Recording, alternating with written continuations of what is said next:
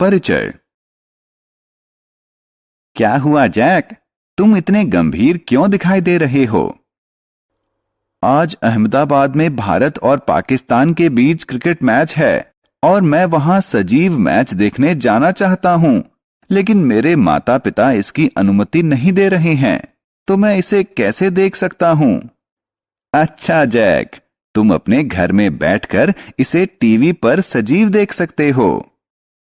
दोस्तों, हम जानते हैं कि संचार के विभिन्न साधनों, टेलीविजन, समाचार पत्र और इंटरनेट ने दुनिया को छोटा बना दिया है। इसीलिए आइए हम संचार के साधनों के बारे में विस्तार से कुछ और जानकारी प्राप्त करें।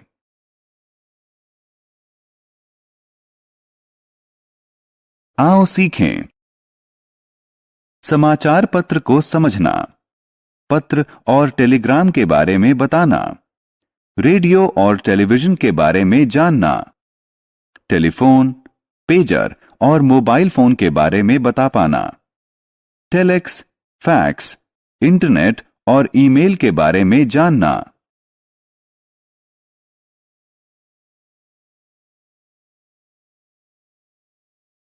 समाचार पत्र।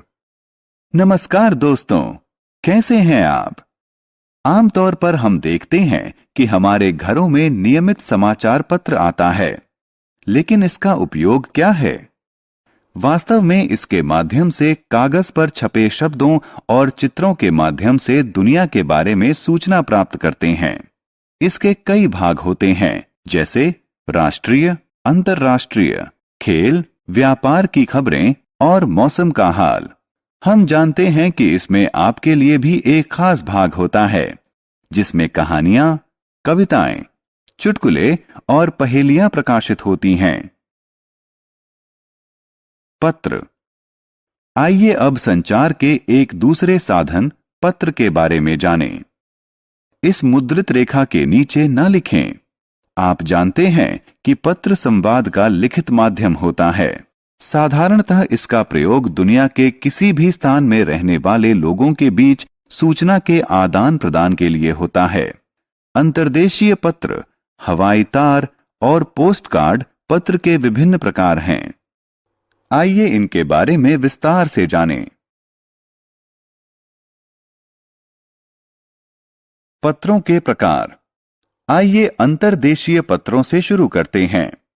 अंतर्देशीय पत्र एक हल्के नीले रंग का डाक टिकट लगा कागज होता है, जिसमें संदेश लिखा जाता है और इसे एक खास तरीके से मोड़ा जाता है। आइए अब हवाई तार के बारे में जानें। हवाई तार भी एक प्रकार का अंतर्देशीय पत्र होता है, जिसे हवाई जहाज से भेजा जाता है। अन्य प्रकार के पत्रों को पोस्ट कार्ड कहते हैं। पोस्ट कार्ड एक पीले रंग के कागज पर लिखकर सूचनाओं के आदान प्रदान का माध्यम होता है। लेकिन क्या आप जानते हैं कि कुछ पत्र हमारे पास बहुत शीघ्रता से पहुंचते हैं? इन्हें टेलीग्राम कहते हैं। टेलीग्राम। टेलीग्राम भी संचार का एक साधन होता है। टेलीग्राम में संक्षिप्त संदेश होता है, जिसे किसी दूर के स्थान पर शीघ्रता से भेजा जा सकता है।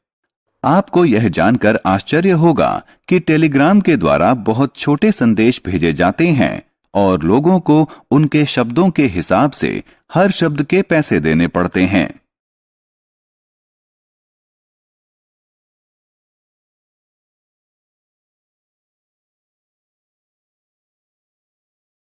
रेडियो और टेलीविजन। लेकिन क्या आपने उन लोगों के बारे में सोचा है जो पढ़ नहीं सकते? फिर वे दुनिया से कैसे जुड़ते हैं?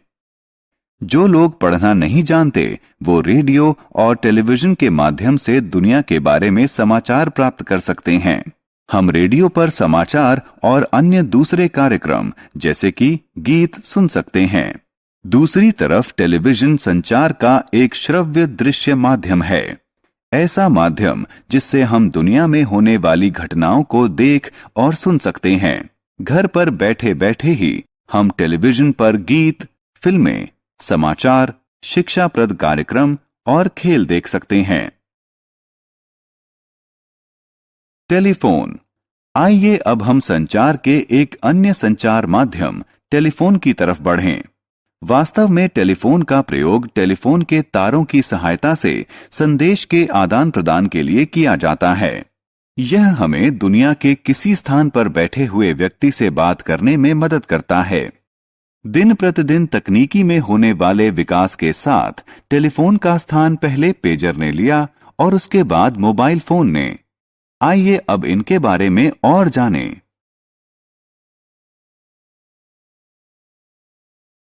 पेजर और मोबाइल फोन।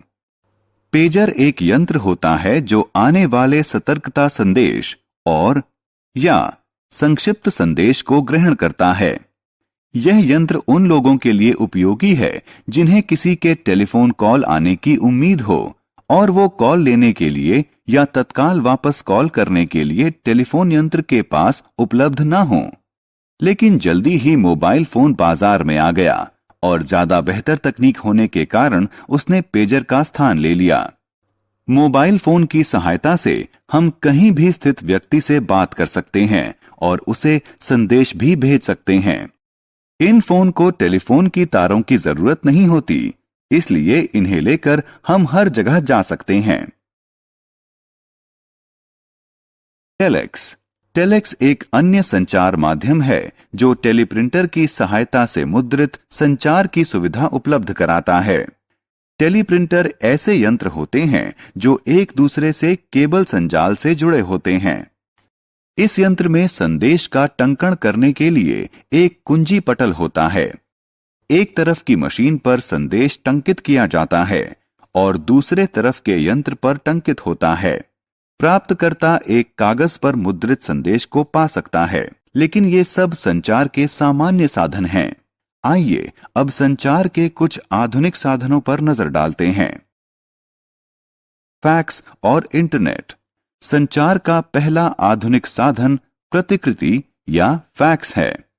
वास्तव में यह एक इलेक्ट्रॉनिक यंत्र है जो पत्र, आकृति और रेखा चित्र को हस्तलिखित या मुद्रित रूप में तत्काल भेजता है। क्या आप जानते हैं कि फैक्स मशीन कैसे काम करती है? टेलीफोन के तारों के प्रयोग से फैक्स मशीन किसी दस्तावेज की हूबहू प्रति को प्राप्तकर्ता मशीन तक भेजती है। इलेक्ट्रॉनिक मेल या पत्र, जिनका लोकप्रिय नाम ईमेल है, भी संचार का आधुनिक साधन है।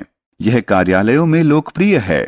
यह कंप्यूटर और इंटरनेट के माध्यम से टंकित संदेश भेजने का आधुनिक या विकसित तरीका है। यह संदेश को सचमुच ही बहुत तेजी से भेजते हैं, करीब कुछ ही सेकंड के अंदर। इंटरनेट की सहायता से होने वाले वॉइस चैट और वीडियो चैट भी संचार के आधुनिक साधन हैं। हमने क्या चर्चा की? समाचार पत्र हमें कागज पर मुद्रित शब्द और चित्र के माध्यम से सूचना देता है। पत्र कलम की सहायता से कागज पर लिखा संदेश होता है। अंतर्देशीय पत्र, हवाई तार और पोस्ट कार्ड विभिन्न प्रकार के पत्र होते हैं। टेलीविजन हमें दुनिया को देखने और सुनने में सहायता करता है।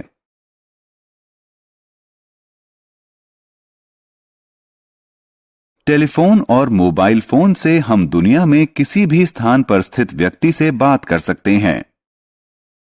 टेलीफोन की तारों के माध्यम से भेजे गए टंकित या लिखित संदेश को प्रतिकृति या फैक्स कहते हैं।